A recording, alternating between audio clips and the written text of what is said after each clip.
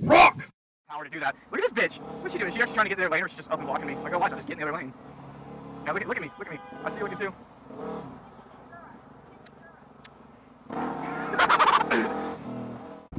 A bunch of cops up here.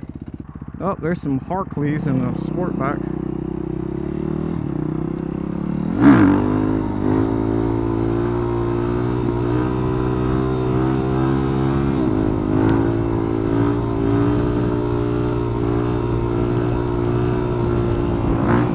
You think the Harley rider back there, you think you like that? I feel like every video I'm here lately, like last few videos, I've been at this spot. Usually I'm turning, and I would be turning if this fucking barrier wasn't here. So I could do some skankety shit. But nah, I got a green light. As the bike approaches 195 Fahrenheit.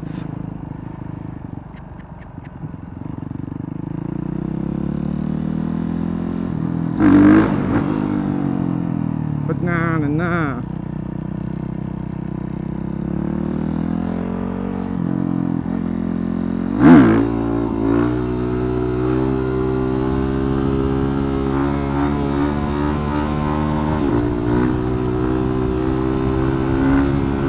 I had some new bike in the Honda dealer, Honda Yamaha, whatever. Some like CF, I think what it was, a CFmoto. And I said, what the fuck is this thing? Never seen this before. It's hot as balls out. Why did I not get on the highway? I don't know why. I think I was gonna fuck around and try to like get next to that guy and do a wheelie, but then for some reason I went all retarded and I got stuck on the line, like the little groove, you know? Like I can usually turn a little bit, like going down the road. That's like not a big deal for me. I'm not like great at it by any means, but I can like, you know, go around curves and change lanes, and I couldn't get off that fucking line.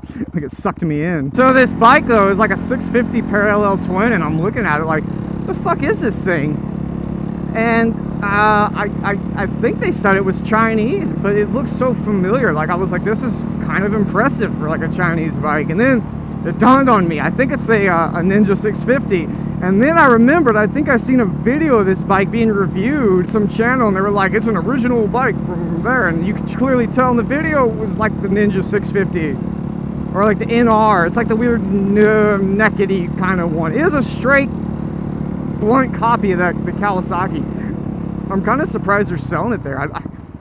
They must have had some good-ass salesman come in there and convince them, like, to rep them, you know? I don't know why these dealerships take on weird shit like that sometimes. Like, you know, bikes are hard enough to sell right now. Like, why make a gamble and, like, try to sell fucking random shit? That's like when I worked at KTM Polaris dealer, we sold United Motors bikes, which was, most of them were rebadged Hyosungs, which is already a South Korean motorcycle, which is just like a knock of an SV650, and then they had like a 250 version that, I guess that was the most original bike they had. So we had these United Motors, and we sold one every once in a while. I mean, they were cheap compared to the SV650. They were like $1,000 less, but you could just go out and actually get a used SV650, and that's like a better motorcycle, you know what I'm saying? Like, you come out with these budget bikes, but if you can still buy a used Japanese bike instead of the off-brand Chinese or Korean one, I don't see why anyone would buy it.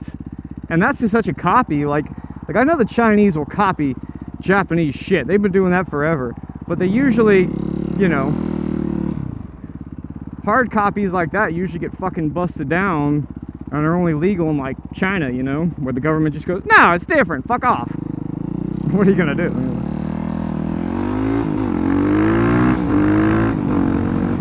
That bike is like almost the same price as a fucking a real 650. Who's gonna buy that shit? I just don't get it. I'd buy a taco bike before that, with a little taco bean guy on the back with the hat. It'd be a lot more reliable, I imagine. Old bridge and strap motor on there.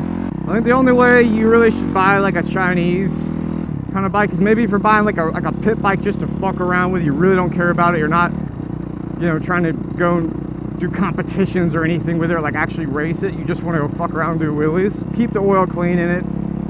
They seem to go for a little while.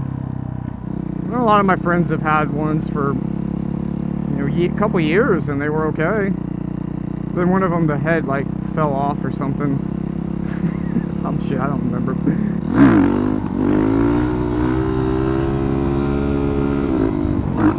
I had a little Chinese, I don't even know if it had a real name, because there were so many different like manufacturers of it. I call it like a cat-eye. It was a 52-stroke single speed. Didn't have a CV transmission like most of them have. It literally just had a single speed with an auto, which is just garbage. They would make their way up to about 20 miles an hour. That's all you could get out of one, and it was done.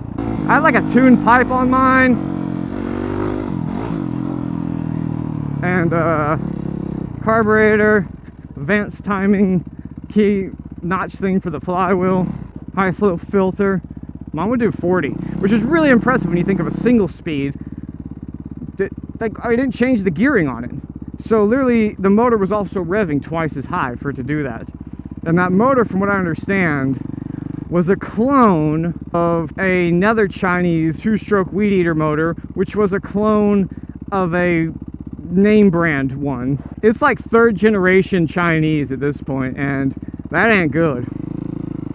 That thing used to vibrate so fucking bad. Believe me, if you were constipated, you took that thing around the block, you'd have to shit when you got back. Vibrate the poo right out of you.